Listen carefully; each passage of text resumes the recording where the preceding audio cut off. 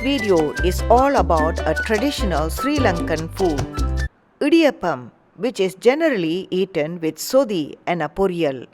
Poriyal can be potato or eggplant fry. How to make Sothi the easy way. Sothi is a traditional Sri Lankan vegetable soup. Basically, Sothi is the go-to side dish for Idiyapam. Best combination will be Idiyapam, Sothi and a Poriyal. Poriyal can be made with either potatoes, eggplant or any other veg or non-veg fry. The ingredients used for making Sothi are all basic ingredients, mostly available in the kitchen. However, no exact measurements are required for each ingredient. Just approximations will do. The final combined taste will be all good. Now, let's start to make Sothi. 1 teaspoon of fenugreek seeds and half teaspoon of turmeric powder is first dropped into a large stock pot. 2 large potatoes peeled and cubed is also added to the pot. Next, all the flavoring ingredients are added to the pot.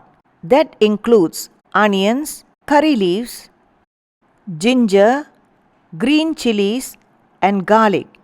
Onions sliced, ginger and garlic chopped, while the green chilies are just split halfway to the middle. 1 liter of water is added to the stock pot and the mixture is brought to a boil and then simmered for 15 to 20 minutes for the potatoes to be cooked, and will also incorporate all the flavors into the water. Next, the carrots and tomatoes are added. I am adding the tomatoes now so that they will disintegrate slightly and add more flavor to the Sothi. The carrots and tomatoes are cut into small pieces so that they cook faster. When the carrots and tomatoes are almost done, the French beans and cabbage are added.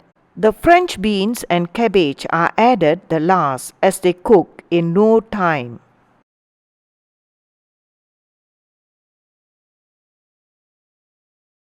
Finally, milk is added to the mixture and salt to taste.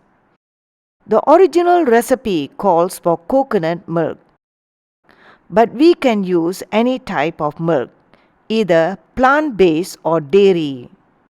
Milk enhances the taste as well as the creaminess of the Sothi. For me, the more milk, the tastier the Sothi. I did some tests with different types of milk. I like the taste of Sothi made with coconut milk plus creamer. The creamer enhances the richness of the flavors. One more final ingredient, and the most important.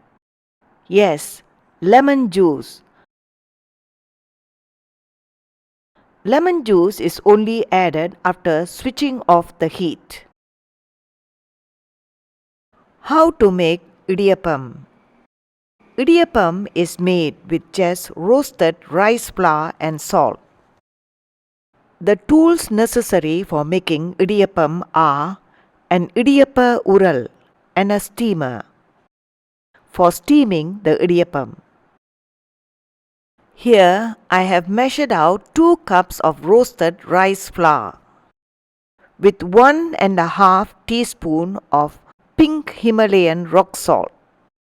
Now I am adding boiling hot water to the flour mixture while stirring the flour continuously. The boiling hot water is added slowly in stages until all the dry ingredients are combined. Although the mixture looks dry now, do not add more water. Keep stirring until all the big lumps disappear. Now add a little water at a time until all the dry flour is combined. Breaking up the bigger lumps while stirring continuously. This stage is the most tricky part when making idiyappam. Too much water will result in a sticky dough and does not hold its shape. But it can be remedied by adding a little more flour. The final combined dough should be soft and a little stiff.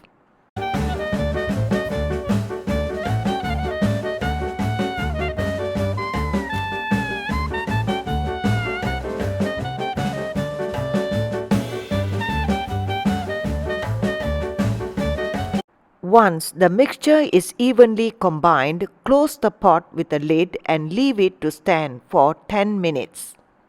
After 10 minutes, when the mixture has cooled slightly, I used my hand to recombine all the dough into a ball.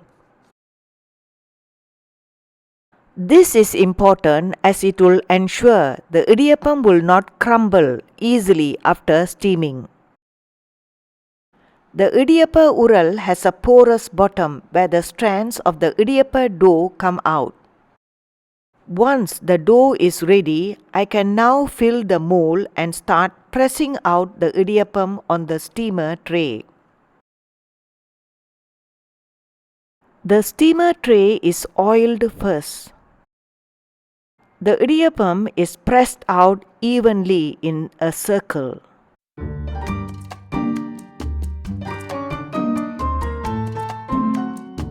For each idiyappam, the mold is refilled.